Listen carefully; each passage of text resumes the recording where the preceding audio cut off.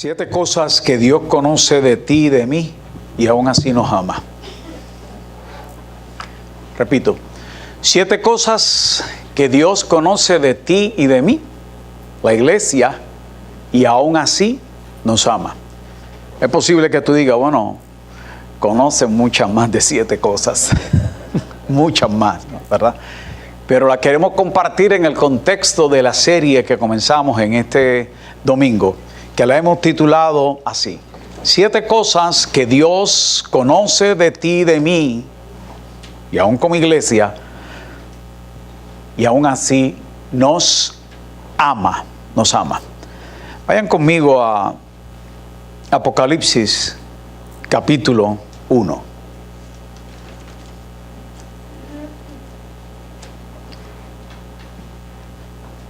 Mantengan ahí su Biblia en lo que yo les digo ya mismo, pues nos ponemos en pie y oramos, ¿verdad?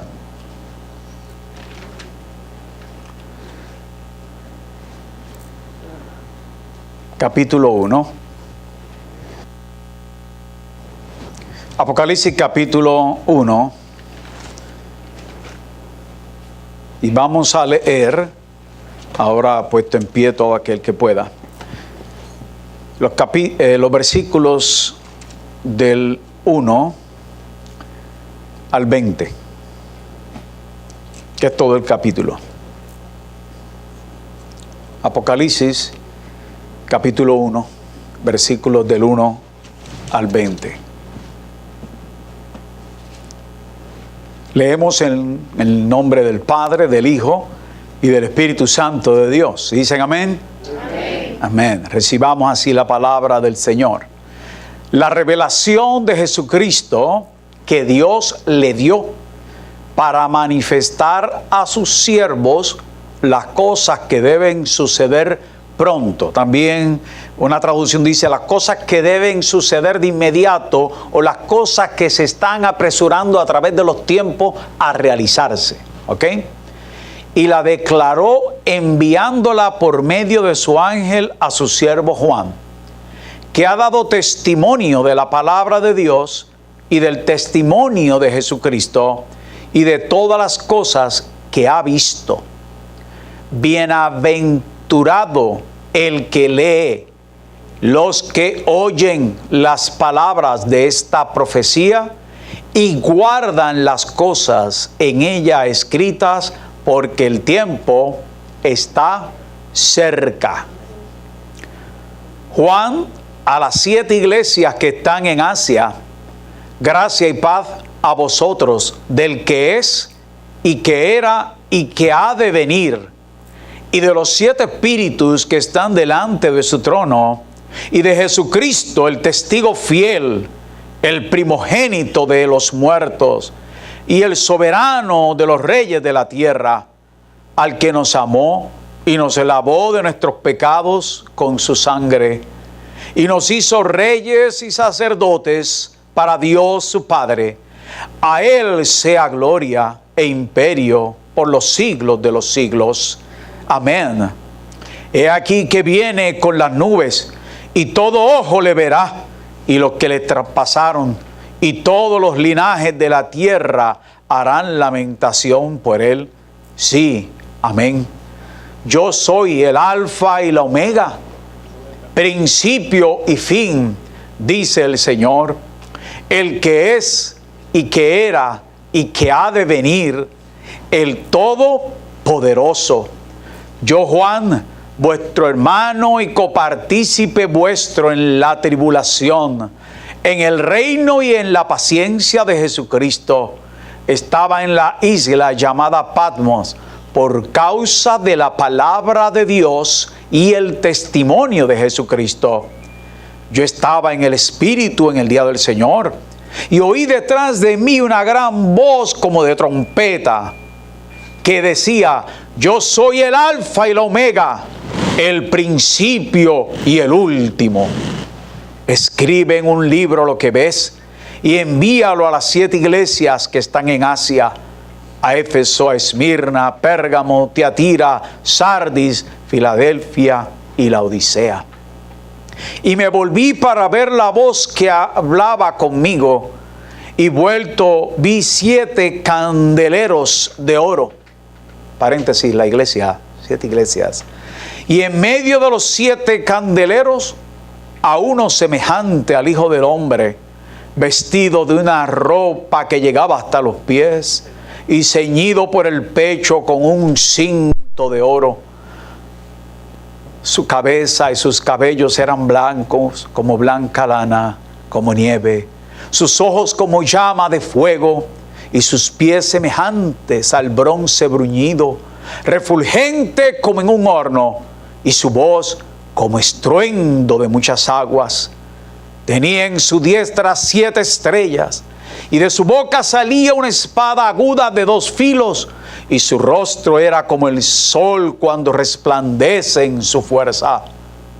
Cuando le vi, caí como muerto a sus pies, y él puso su diestra sobre mí diciéndome: no temas, yo soy el primero y el último, y el que vivo y estuve muerto, mas he aquí que vivo por los siglos de los siglos. Amén.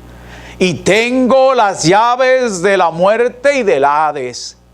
Escribe las cosas que has visto, y las que son, y las que han de ser después de estas. El misterio de las 7 estrellas que has visto en mi diestra, y de los 7 candeleros de oro. Las 7 estrellas son los ángeles de las 7 iglesias, y los 7 candeleros que has visto son las 7 iglesias. Señor, te damos gracias por esta palabra. Gracias te damos, Jesús, por tu palabra, Señor. Te pedimos, Padre, que la hagas vida y vida en abundancia en nuestro corazón, en nuestra mente, Señor, de forma tal que podamos ponerla por obra. Porque para eso ella fue destinada, para transformar, rehacer, rehabilitar, consolar, perdonar, justificar, reconciliar al hombre contigo, Señor. Yo te pido en el nombre de Jesús que me escondas tras la sombra de la cruz, donde solamente Cristo se ha visto. Cristo se ha visto y su palabra se ha escuchada. En el nombre de Jesús, así oramos. Amén. Pueden tomar asiento. Yo recuerdo que en mi niñez, no hace mucho de eso, en mi casa había un cuadro en la sala que tenía una representación gráfica de la segunda venida de Cristo. Es posible que tú hayas visto algún tipo de cuadro por ahí, ¿verdad? Parecido. Y cuando yo lo contemplaba, le preguntaba a mi abuela sobre el cuadro. Y me decía: eso es la segunda venida de Cristo, cuando Él venga por su pueblo. Unos irán para el cielo y otros para el infierno. Ya yo me estaba preguntando para dónde yo iba a ir, ¿verdad? Empecé a tener esas ideas. Pero en el cuadro yo veía que en el centro estaba, pues, como una imagen, ¿verdad?, gráfica de Jesucristo llegando con sus ángeles, y sus ángeles tenían una hoz en sus manos para cortar y separar el trigo de la cizaña. Tenía unas escenas acerca de 2 personas en el campo. La una será tomada y la otra será dejada. Un carro que se iba por un barranco y uno era tomado y el otro era dejado. Y esas imágenes como que se me quedaron en mi mente de niño. Pensar de que así sería, obviamente, para mí, conceptualizar que así sería la venida del Señor Jesucristo. Y me quedé con esa imagen acerca del Apocalipsis y la dejé, como quien dice, en el tablillero. No le di mucho pensamiento más adelante en mi vida. Y por muchos años, yo diría que entre 1950 y el 2000, hubo un gran énfasis en temas de corte apocalíptico. Hubo un gran énfasis, grandemente. Evangelistas, maestros, pastores, y eran motivados por los eventos que surgieron durante esos años. Nuevos adelantos en la ciencia, aparición de la enfermedad epidémica llamada el SIDA, eventos ambientales, huracanes, tsunamis, terremotos, la guerra de Vietnam, recuerdan, conflictos entre las naciones. Y entonces, como que hubo ese explotar del tema apocalíptico. Y entonces, durante la segunda mitad del siglo XX emerge el concepto de la globalización, ¿verdad? Caracterizado por la integración de las economías locales y pequeñas, integrarlas a un mundo cibernético, tecnológico, capitalista, a un mercado ya mundial, expansivo. Y entonces esa globalización también tuvo su reseña y su identidad dentro del sector cristiano, conceptualizándola como también una figura o símbolo proveniente del Apocalipsis. Entonces la globalización se empezó a entender como la marca de la bestia, el 666 que describe Apocalipsis 13, la bestia de las 7 cabezas, de los cuernos que sale del mar, y que representa un sistema político y económico controlado por el anticristo. Y así vemos que en cada evento de la historia del mundo, de una forma u otra, se fueron demarcando y se fueron identificando en muchas ocasiones con escenarios apocalípticos. Y cualquier cosa que surgía, pues tenía alguna definición o alguna descripción de las últimas cosas, de los últimos tiempos. No obstante, a mí me da la impresión, no sé si usted estará de acuerdo conmigo, que en los últimos 10 o 15 años, el tema del apocalipsis, pues como que se le dio una pausa, aún en la televisión, en los púlpitos, en conferencias, como que se le dio una pausa en las iglesias. No sé si usted estará de acuerdo conmigo, ¿verdad? Pero a medida que en los últimos años ha ido avanzando los conflictos bélicos, las guerras, las enfermedades, los problemas entre las naciones, políticos, económicos, pues como que volvimos de nuevo a reflexionar sobre las últimas cosas que están por suceder y que van a desencadenar diferentes eventos hasta la conclusión de los tiempos en el retorno de Jesucristo con un cielo nuevo y una tierra nueva. Así que el Apocalipsis, amado, es un libro complicado por entender. Realmente es un libro complicado. Está repleto de extraños símbolos, lenguaje figurado, visiones, las bestias. Yo soy uno que, posiblemente a usted le ha pasado lo mismo, que no he predicado mucho acerca del Apocalipsis. He predicado indirectamente uno que otro capítulo, pero esta es mi primera vez que realmente me lanzo a estudiarlo con más profundidad y hacer esta serie, la cual va a tomar los primeros 3 capítulos, porque van a ver más adelante la importancia de los 3 capítulos primeros del Apocalipsis. Así que es un libro complicado, es un libro que permanece como cerrado para muchos creyentes. Vamos a ponerlo de esta forma: no es el típico devocional que usted coge por la mañana, ¿verdad que no? No es el típico libro devocional que usted lo abre por la mañana o antes de dormir, déjame leer acerca de las 7 estrellas, de los 7 candeleros, de las 7 iglesias, de los 7 espíritus, de las bestias, de los cuernos. Usted no piensa en eso, ¿verdad que no? Así que en esa medida no se sienta tan mal. Es un libro que sí hay que leer. Fíjese qué interesante que tanto Martín Lutero como Juan Calvino no escribieron muy positivamente acerca del Apocalipsis. Martín Lutero no le tenía simpatía al libro. De hecho, Martín Lutero fue uno de los que abogó para que se sacara del canon. No tenía que estar ahí, pero ya el canon estaba cerrado, así que él no podía hacer nada al respecto. Pero abogó para que ni siquiera se considerara, oiga, junto al libro de Hebreo, de Judas, de Santiago. Martín Lutero tuvo esa dificultad con el Apocalipsis. Pero mire, más aún, usted toma la vida de Juan Calvino, que es el teólogo de la Reforma, y Juan Calvino tampoco hizo un comentario sobre el Apocalipsis porque decía que era complicado, difícil, era meterse en un viaje al más allá sobre figuras y símbolos, etcétera, etcétera. Así que si usted me ven esta mañana predicando el Apocalipsis, pues yo he sido más atrevido que Lutero y Calvino. ¿Oyó?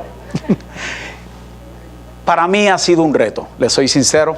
Y por otro lado, le pido de su paciencia, porque el tema de esta serie es 7 cosas que Dios conoce de ti y de mí y aún así nos ama. Y cuando usted vea el desarrollo del sermón de la serie que vamos a estar expresando, notará que yo voy a utilizar las 7 iglesias como fundamento para esas 7 cosas que Dios sabe de ti y de mí. Bien, pero aún así nos ama. Pero para considerar las 7 iglesias, no las voy a considerar hoy, obviamente, porque si no estaríamos aquí esta mañana. Pero para considerar las 7 iglesias es menester no solamente el mensaje de las 7 iglesias, mensaje del Apocalipsis. Porque cuando usted viene a ver el mensaje del Apocalipsis, vamos a darse cuenta que es enviado a 7 iglesias. Enviado a 7 iglesias. Eso vamos a hablar ya mismo sobre eso. Pero es menester que usted tenga un fundamento adecuado en estos primeros 3 capítulos acerca del Apocalipsis, si usted quiere entender del 4 hasta el 22 de los capítulos. Si quiere entenderlo, tiene que por lo menos tener un concepto adecuado de estos primeros 3 capítulos, que es el que nosotros nos vamos a enfocar en esta serie. Bien, le insto a que usted tome su Biblia y comience a leer la palabra del Señor, del Apocalipsis en particular, para que tenga esta experiencia. Así que Apocalipsis ha cautivado, amado, ha cautivado, oiga, la imaginación teológica de muchos creyentes desde el comienzo de la historia del siglo I en adelante. Por eso es que vemos que el Apocalipsis a su vez ha provocado tantas diferentes interpretaciones. Usted las ha escuchado, ¿verdad? Diferentes interpretaciones que se tienen del Apocalipsis, diferentes interpretaciones que se tiene acerca del rapto, de la segunda venida del Señor. ¿Cuándo será su aparición? ¿Cuándo se darán unas señales? ¿Cuándo se dieron unas que ya pasaron? ¿Cuáles están por darse? O sea, hay una serie de eventos, amados, que realmente pues, nos llevan a nosotros a reflexionar sobre la literatura apocalíptica. Y entre las interpretaciones que se ha dado, permítame compartir con ustedes la que de ordinario usted va a ver que a una u a otra, a la larga que a la corta, si usted estudia el libro de Apocalipsis, usted se va a dar cuenta que usted se va a adscribir, directa o indirectamente, a una de estas 4 escuelas. La primera es la preterista. La preterista es la escuela que entiende que el Apocalipsis es la descripción de acontecimientos que se dieron pretérito en el pasado, cuando la época del Imperio Romano, bien, que regía sobre todas esas áreas de la Jerusalén, del Medio Oriente, de casi toda Europa, pero muy en particular sobre Jerusalén. Pues algunos dicen, no, el Apocalipsis trata de esa historia, de esos eventos del pasado, relacionados exclusivamente con el dominio del Imperio Romano. Ahora hay otros que son historicistas. El historicista considera que el Apocalipsis es un relato de la historia de la humanidad y de la iglesia desde el siglo I hasta la segunda venida de Cristo. Eso dice el historicista. No, mira, esto es un relato que se da en figuras, en visiones, en símbolos, en un lenguaje especial, pero al fin y al cabo trata de la historia de la humanidad y de la iglesia desde el siglo I hasta que Cristo venga. ¿Ve? Así que usted métase en el libro y trate de desenmarañar cuál es esa historia, por así decirlo, ¿verdad?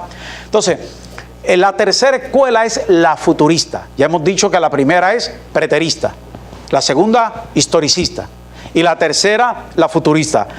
Cópialo porque al salir tiene que dejarme allí un papelito, un examen que le vamos a dar. ¿Está bien, amado? La futurista sostiene que desde el capítulo 4 en adelante, solo describe eventos del porvenir relacionados a la segunda venida de Cristo. Ve, la futurista dice, no, esto no es tanto historia, esto no es tanto cuestiones del pasado, esto de lo que tiene que hablar máxime del capítulo 4 en adelante, y veremos más adelante por qué. Del capítulo 4 en adelante de Apocalipsis, la futurista lo que dice es, Apocalipsis describe eventos que van a surgir en el porvenir, en el futuro, están surgiendo hasta la llegada de Jesucristo. Y finalmente está la escuela idealista. Y la escuela idealista es la que sostiene que el libro del Apocalipsis tenemos que verlo de manera simbólica como el conflicto cósmico entre las fuerzas espirituales del bien y las fuerzas espirituales del mal.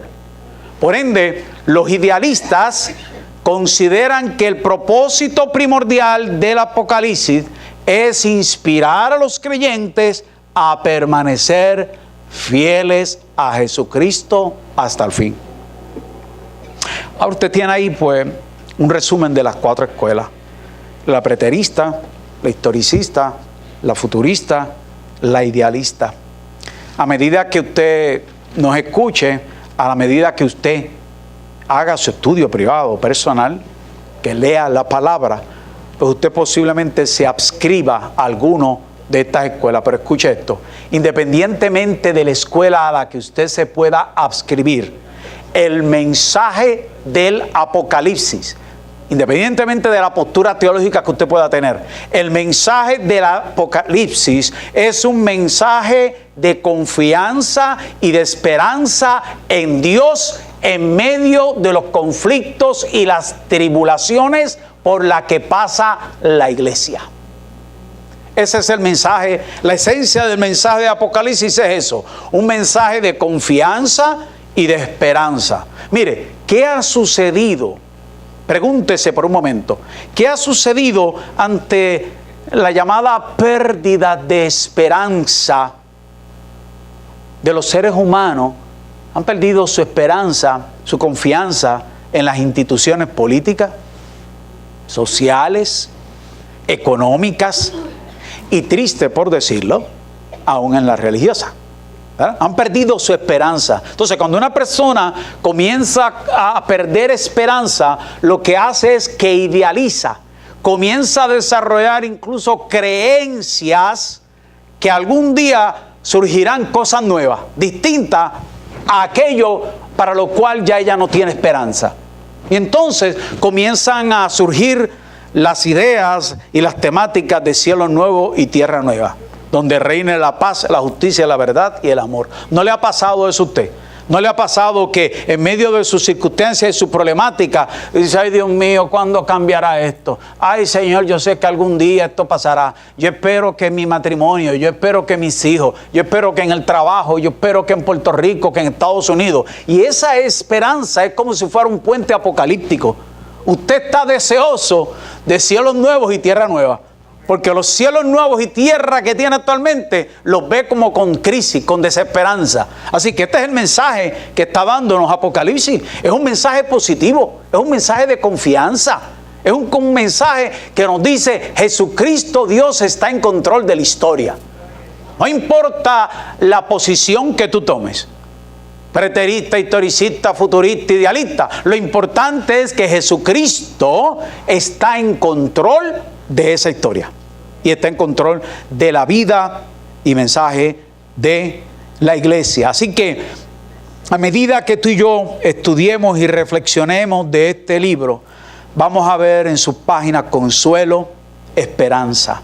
Oiga esto, mire, el libro de Apocalipsis es lo que cierra el canon de la Escritura, los 66 libros.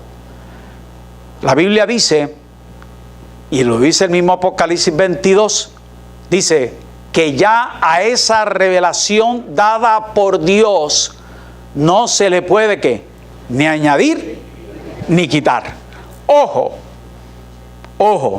con algunos púlpitos y algunos teólogos liberales y no tan liberales, que entonces usted los ve que cuando hablan a un líderes, pastores y hermanos en la congregación, te hablan tanto de lo que Dios le ha revelado.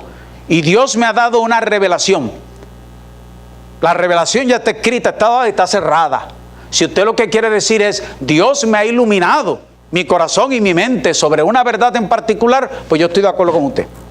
Si usted quiere usar la palabra revelación como ese tipo de sinónimo, estoy de acuerdo. Pero tan pronto un maestro, un teólogo, un profesor, un pastor está hablando de que recibió una nueva revelación de Dios y me la quiere imponer, ojo con eso. Ojo con eso. Y lamentablemente eso a veces lo hacemos teología, lo hacemos evangelio. Y lo que nos falta es añadir un quinto evangelio según San yo.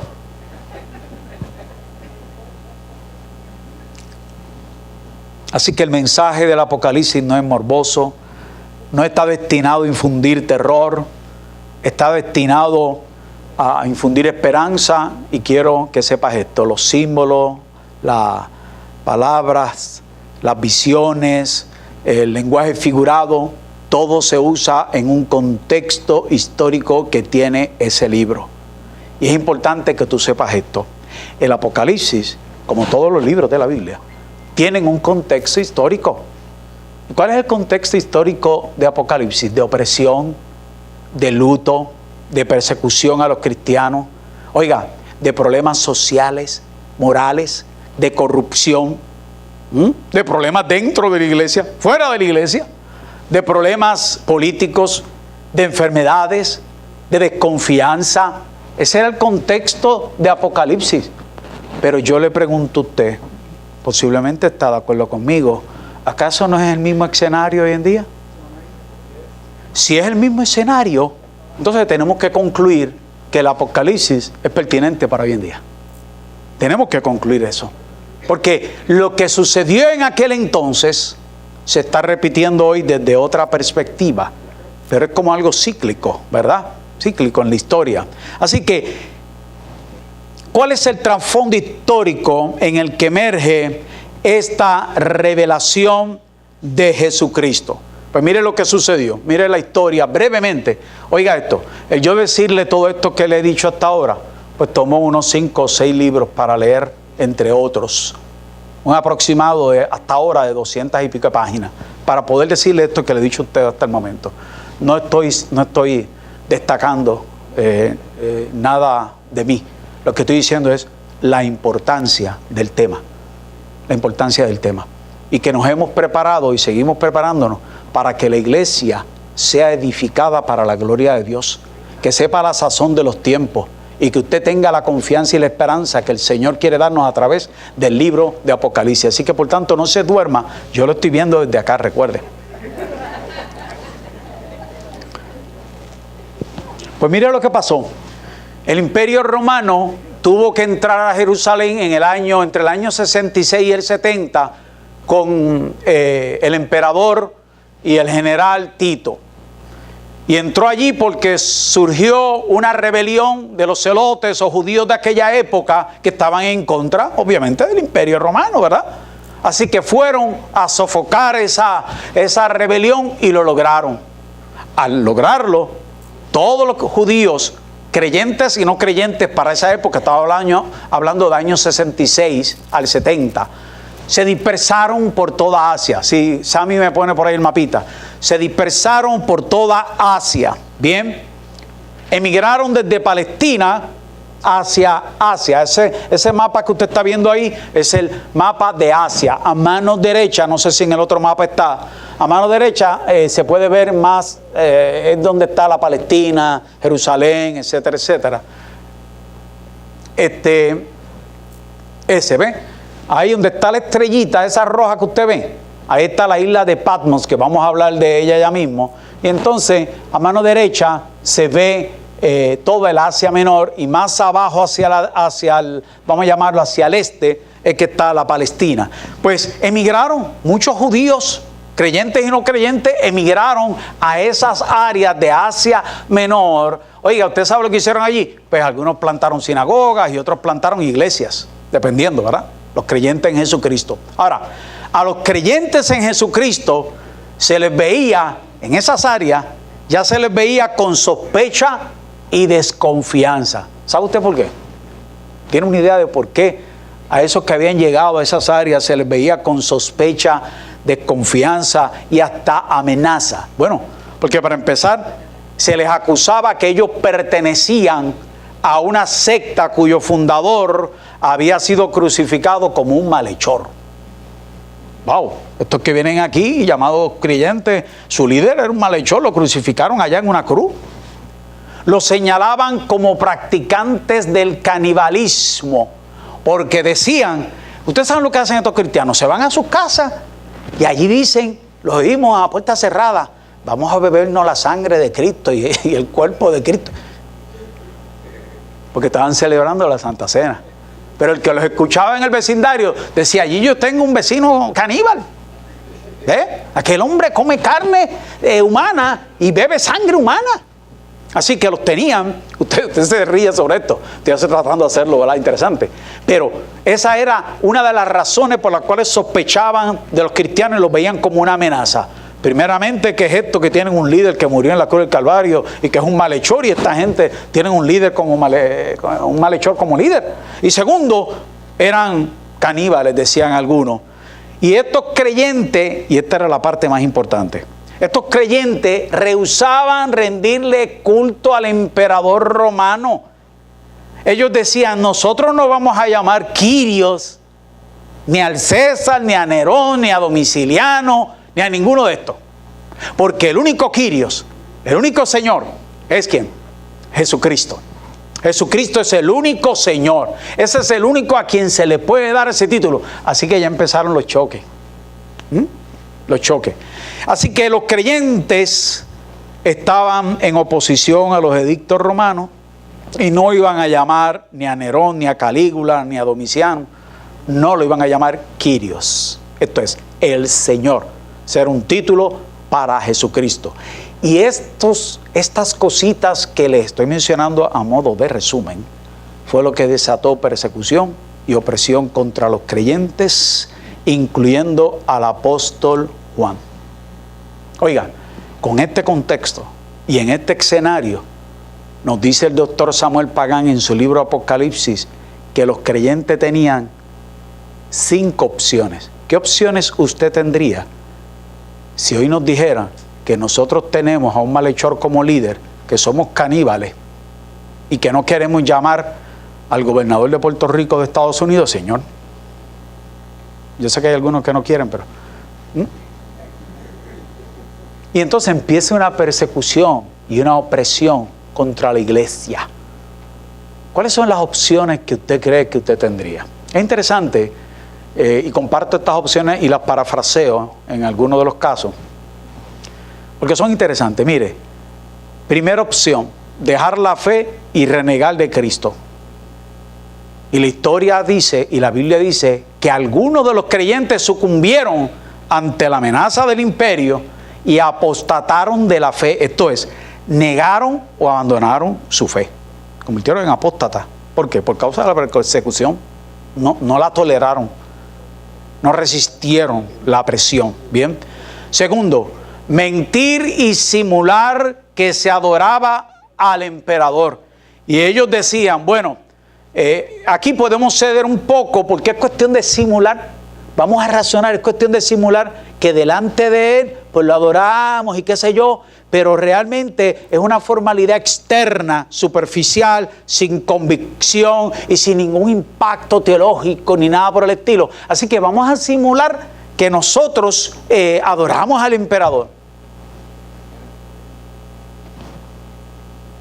Y este es el caso de los creyentes que cuando están en actividades seculares, y esto es una aplicación mía, ellos razonan que deben comportarse allí como los del mundo, riendo sus chistes vulgares, sus diálogos inmorales, bebiendo su ron y su cerveza. Pues esto no compromete mis convicciones cristianas o religiosas. Y nos olvidamos que una fuente no puede dar 2 aguas. No puede dar agua dulce y agua salada a la misma vez. Que no podemos participar de la mesa del Señor, pero a la misma vez de la mesa del diablo. No podemos. Que no podemos decir que andamos en luz pero comulgamos con las tinieblas. Así que esto no era una opción. La tercera opción era emprender una lucha armada contra el Imperio Romano. ¿Usted se imagina? Eso hubiera sido ¿qué? Suicidio, un acto suicida era lo que era eso. Y por otro lado, los apóstoles y los discípulos no querían dar la imagen de que ellos, en medio de un conflicto, de una diferencia, tomaban las armas para matar, para irse a la milicia, para irse a la guerra, porque Pablo dice que nuestras armas para la batalla no son carnales, sino poderosas ¿en quién? En Dios, para la destrucción de fortaleza. Así que tampoco esa era una opción. La cuarta opción. Ser tolerantes y diplomáticos. Esa era una cuarta opción parecida a la segunda. Tolerantes y diplomáticos. Esta es la postura relativista que hay al presente, amado. Es como una invitación al sincretismo. Vamos a armonizar los postulados de la religión pagana del Imperio Romano con los del Evangelio. Vamos a ver de qué forma los podemos inyuntar ahí y tratar de armonizarlos para lograr vivir una sana convicción. Y esto me suena a ese ecumenismo en el que se sacrifican los principios y valores del Evangelio, socolor de unidad cristiana. Y nosotros podemos estar en unidad cristiana con otras denominaciones e incluso podemos tener cierta unidad en labor y en agencia hacia el bien de una comunidad. Podemos establecer una alianza con alguien, aún del gobierno, para hacer una labor comunitaria. Siempre y cuando esto no signifique sacrificar, ¿qué? Nuestro mensaje. Sacrificar el señorío y la centralidad del Evangelio de Jesucristo. Así que creemos en unir esfuerzos entre los sectores siempre y cuando comulguen con una misma fe. Un solo Señor, un solo Espíritu, un solo bautismo, un solo Dios. Y estamos de acuerdo en crear y unir esfuerzo entre creyentes siempre y cuando el objetivo sea glorificar a Dios sobre todas las cosas, evangelizar a las vidas y mantener el testimonio de las Escrituras intachable, porque tampoco vamos a negociar el testimonio de las Escrituras. Eso no es negociable. Y la última opción, dice el doctor Pagán, yo he parafraseado todo eso, que tienen aquellos creyentes, o que tenían aquellos creyentes del siglo I, era ser fiel al Señor hasta la muerte y recibir la corona de vida eterna. Esas eran las opciones. Y este es el breve escenario, pero un escenario de acuerdo a la historia, de acuerdo a la palabra, que usted lo tenga en su mente y en su corazón, de forma tal que pueda caminar conmigo durante estos días que vamos a tocar el Apocalipsis y el sermón de las 7 iglesias. Y con este brevísimo trasfondo es que se escribió el libro de Apocalipsis.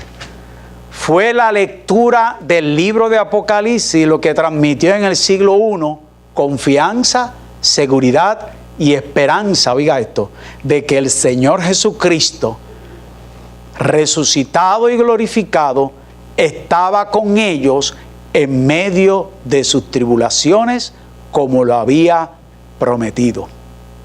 Y aquí hay un paralelismo entre Apocalipsis del 1 al 3 y el capítulo 3 de Daniel. ¿Recuerdan el capítulo 3 de Daniel? Aquellos 3 jóvenes que por no inclinarse ante la estatua hecha por Nabucodonosor, el rey de Babilonia, ¿qué hicieron? Lo echaron en un microondas. No, microondas no, en un horno. En un horno calentado, dice la Biblia, 7 veces. 7 veces. O sea, lo pusieron en high, super high. Y entonces dice el rey Nabucodonosor, pero no echamos 3 jóvenes en ese horno. Yo veo allí un cuarto que es parecido a la figura semejante al Hijo de los dioses.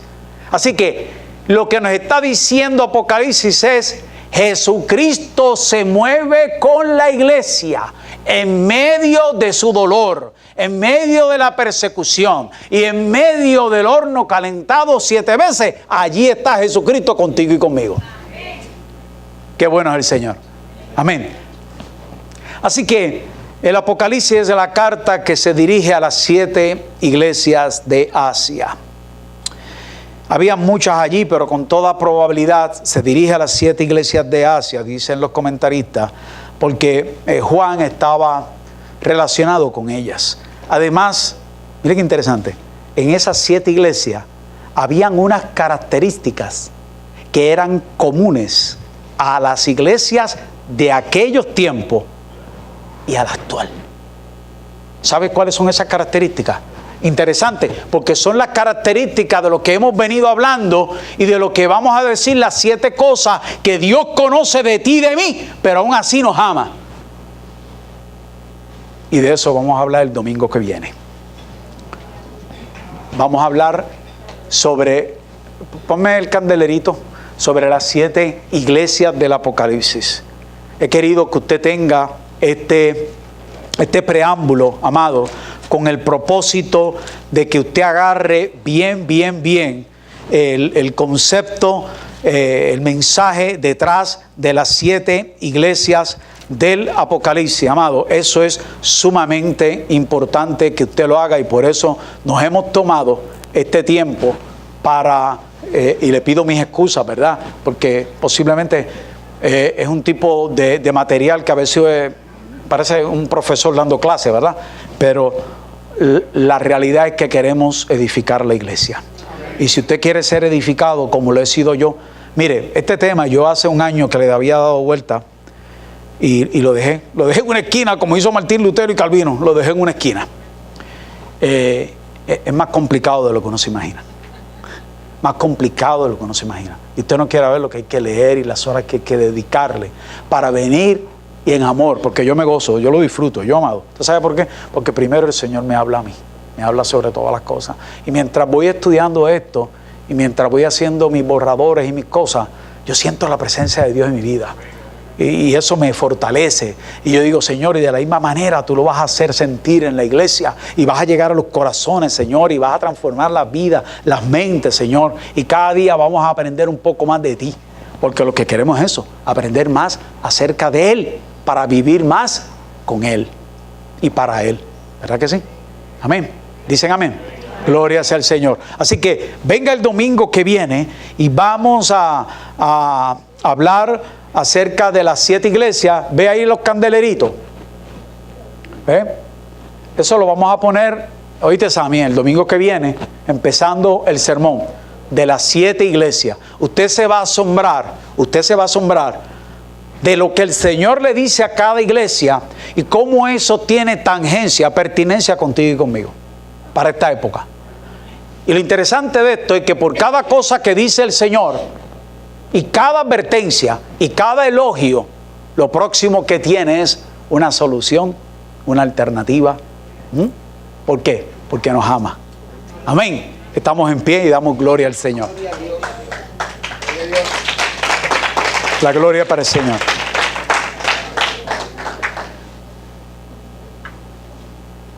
Gloria a Jesús.